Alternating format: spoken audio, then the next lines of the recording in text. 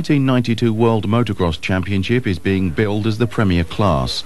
The race formats changed from 2 45-minute races to 3 30-minute races. Motorvision caught up with the top riders to get their thoughts on the coming year. Current 250 World Champion Trampas Parker. I think it's difficult to retain it because to win it, you're nobody, but it's really hard to win 2 years in a row. So it's retaining, it's the hard part, I guess, but I feel like I can do it, and then I want to move up to the 500 and finish out my career. Before, when we had 2 45-minute motos, it separated the men from the boys, and now we just got a bunch of boys in there playing with the men. The start's about 90% of the race right now, and that's not motocross. Well, the outspoken American isn't happy with the shorter races, but what about the future? I'd like to see a lot of riders move up because the 500 class for me is the real racing. But right now everybody says it's dying, but I want to move up and ride it 1 year before they stop it. And if several guys take your attitude, it could revive the 500 class. I hope so, because I think that's where the real racing is. Anybody can ride a 125, a 250. There's quite a few people that can ride it, but it takes a real person to be able to manhandle a 500.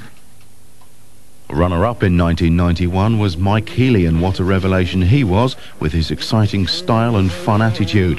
At the end of 1991, he was delighted to sign for Suzuki, but early season problems have left him in a sober mood. New season, new bike. It's just got to get motivated, get into the groove and go again. It was easy on KTM. I had so many years of working with the bike and everything. It's just got to get going. I'm tired of being cooped down. I'm about ready to break out here. I feel like I'm in prison. 1990 World Champion Alessandro Pusa lost the title last year after a poor performance in America and bad luck in Finland when his Suzuki's electrics failed.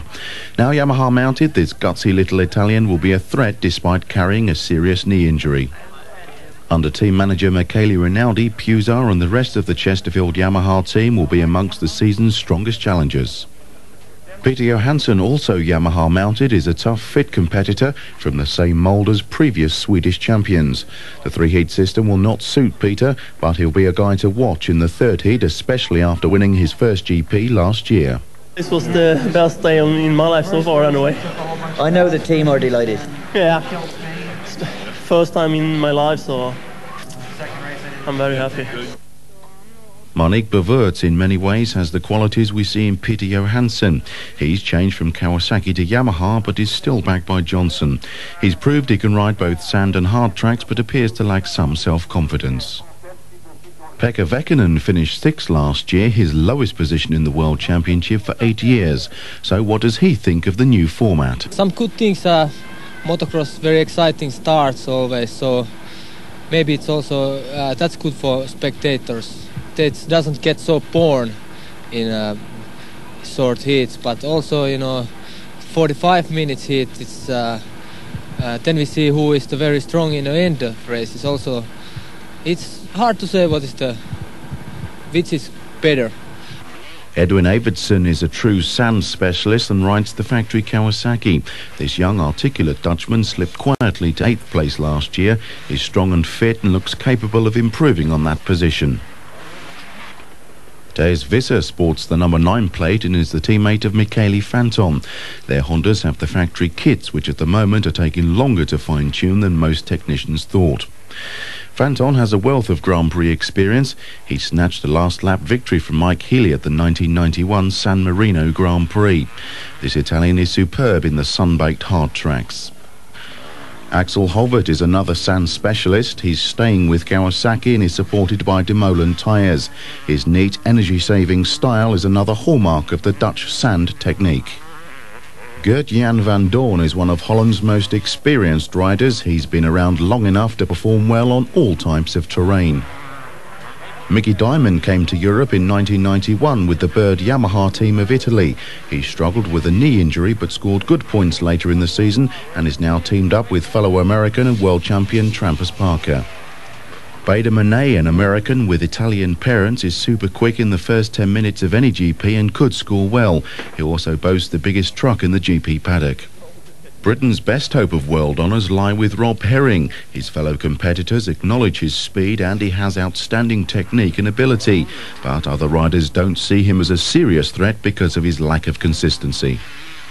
Jamie Dobb, the 21-year-old Derbyshire rider, has lost his way in the last few years like so many Brits before him. His talent is undoubted, but he needs everything to go well before he rides to his potential.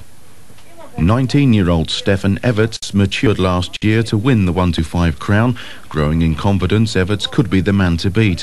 125 world champions have always performed well when going up to the 250 class. A superb rider on all types of terrain, Stefan rides for the BFE Chesterfield Suzuki team. Donny Schmidt won the 1990 World 125 Championship, but a broken collarbone in 91 prematurely ended his season. A previous teammate of Stefan Everts, he's now joined Michele Rinaldi's Chesterfield Yamaha team. If Everts has a weakness, Donny or fellow countryman Bob Moore will find it. He's not unbeatable. He's not a Superman.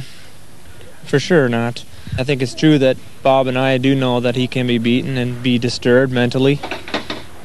As everybody, I mean, any sport, you can mess up someone's mental strength just by hounding them in the race and getting on them.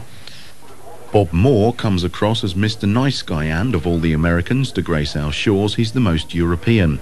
After several seasons with KTM and twice vice 125 world champion, his change to the 250 class must be taken seriously. Paul Malin has promised great things and had some brilliant rides in 91, notably a win at the French 500 Grand Prix. But at the moment he also seems to lack the consistency to win a world crown.